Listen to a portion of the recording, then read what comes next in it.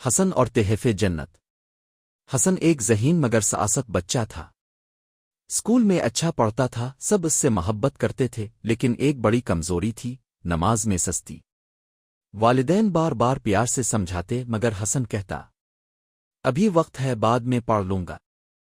ایک رات حسن نے خواب میں خود کو ایک خوبصورت باغ میں پایا۔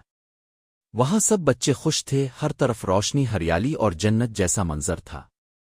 اچانک ایک فرشتہ آیا اور کہا، یہ جنت ہے، مگر نماز نہ پڑھنے والے یہاں نہیں آ سکتے۔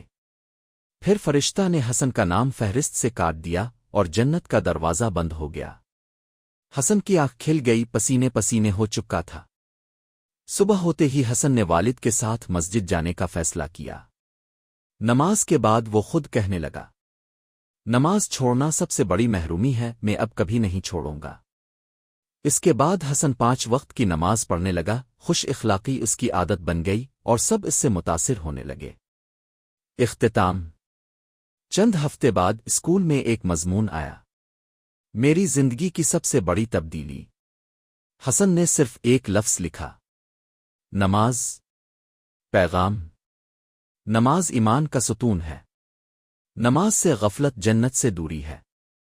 نماز بندے اور رب کے درمیان رشتہ مضبوط کرتی ہے۔